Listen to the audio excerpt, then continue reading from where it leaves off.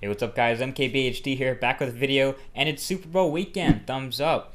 Either way, let's go ahead and get right started with this one. So there's been a lot of talk, especially recently, in the Android community and the smartphone community in general, about the frequency of which Android phones are released, especially here in the United States. People are actually complaining that there are too many Android phones being released, just thrown out there from all sorts of carriers and manufacturers all over the place. There are just too many. It's even been said that, and I quote, "There is no right time to buy an Android phone." So of course I dived into this and I dug really deep into this issue, and I found that people mostly have pretty good reasons. Say you bought the Motorola Droid Razr on launch day, on day one.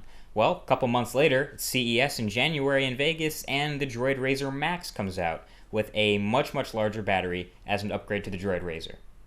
Maybe you were like me and you bought the Transformer Prime TF201 when it came out. Well, again, at CES in January, the Transformer Prime TF700T came out with an updated design, higher resolution front-facing camera, and a 1080p display. AT&T and Samsung just went completely insane and had a Samsung Galaxy S2, a Samsung Galaxy S2 Skyrocket, and a Samsung Galaxy S2 Skyrocket HD, all within a couple of months. Wow. So yeah, there are a lot of Android phones out there, and that's gotten people to describing maybe 3-month-old amazing Android phones using almost vague or meaningless words like outdated or just as old phones. So what does this actually mean? So here's the thing. Your phone doesn't just stop working when a new phone comes out. Your phone's not going to just explode or turn into a brick or just leave you because a newer version of it has been released. Your current phone loses no functionality. It's still the awesome phone it was when you bought it, and nothing's changed. Nothing's actually becoming obsolete here. And if you look up the definition of the word obsolete, you'll probably agree with me. Nothing is actually becoming obsolete even when newer devices and technologies are released. Everything that was good about the phone that made you buy it is still good about that phone now. I think this becomes a little bit clearer to understand when you shift and look at it like cars. Let's say you bought a brand new Ferrari F430 the day it came out, like a bouse. A couple months later, Ferrari puts out the Ferrari F430 Scuderia. And you see a Scuderia driving down the street as you're in your Ferrari, and you're like, wow, this makes this feel so outdated. It just feels so old now. But you're still driving a brand new Ferrari. Same thing with, dare I say it, the ladies? Say this is my girlfriend. She's really hot, just imagine, and she's really good at everything, and she's awesome.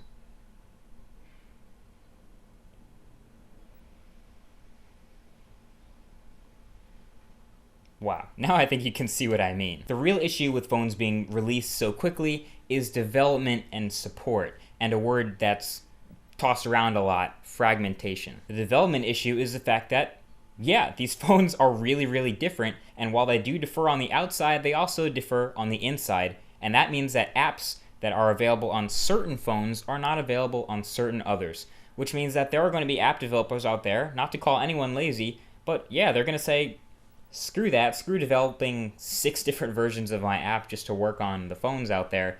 I'll just develop one version of my app for the iPhone. For support, this has been said before. It's often said that when you buy a first generation device, you're really beta testing. Your device will inevitably get a few updates, maybe even get an OS upgrade, and maybe get some behind the scenes changes like a firmware update, but in the end, it'll settle down to being the cool, stable, awesome device that you just bought. And fragmentation is a word that people like to throw around a lot to describe Android, but it really ties back to the development issue where there are, yes, different devices with, say, different screen resolutions, different OS versions, different skins on top of them, and that's really what differentiates them all. But the bottom line is, phone manufacturers are not going to stop making so many phones. Sure, some random marketing rep from HTC may say, oh yeah, we're gonna slow down phones this year for 2012, less releases.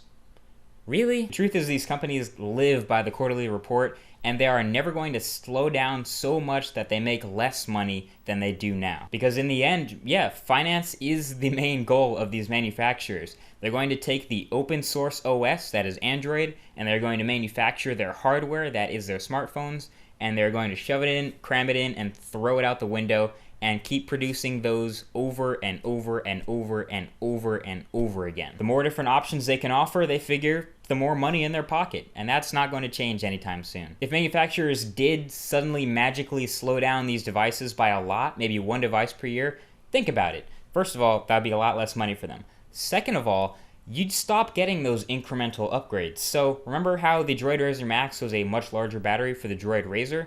You wouldn't see those if they only release one device per year. They put out the Droid Razr, and for some reason it pisses people off that Motorola listened to you guys and you wanted a longer battery life in a phone, and they said, all right, we'll have this Droid Razr come out, and there you go.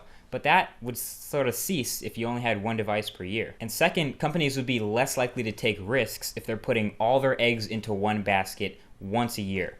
So you'd less likely to see phones like the Razr that are so crazy in their design and so revolutionary. You wouldn't even get a Razr Max or a Razr at all. So yeah, it seems kind of silly, but the adjustment isn't going to happen on the manufacturer side. It's going to have to come from us on the consumer side. But it seems kind of silly to complain though, doesn't it? Like, unless you have some sort of inferiority complex, or if you absolutely must have the best phone out to feel good about yourself as a person, or if your phone is some sort of status symbol. Yeah, that might get some hate. But is that why people get mad at new releases? Like, screw evolution, right? If I buy a phone, then manufacturers should just stop making new phones until my contract is up and I can afford a new one. No. Sorry, no. So here's my advice, because I get a lot of people asking me, what Android phone should I get? Pick the set of features that you actually want in a phone. So if you describe your dream phone, you want a phone with a big screen, look at the big screen phones. If you want a phone running Android, look at the big screened Android phones. Say you want a phone with a big battery life, look at that too. If you want to play a certain game, use a certain app, have certain features, put that together, match it up, and look at the phones that will match your criteria. Watch some reviews, play with it in a store, borrow it from your friend that might already have it, and once you've narrowed it down, pick your favorite, and that should probably be the best device for you. So if I had to say what device is for you, if I don't know anything about you, that is a process I would suggest. You get the device that fits you best, and you'll be happy with it because you made that correct choice. I personally really like all the choices that I get with the multitude of Android devices available for me to pick from. But I know a lot of you guys feel differently. You don't really like that. So in the end, what do you think? Is there never a right time to buy an Android device? Or is there never a wrong time to buy an Android device? This has been MKBHD. Thanks for watching. Peace.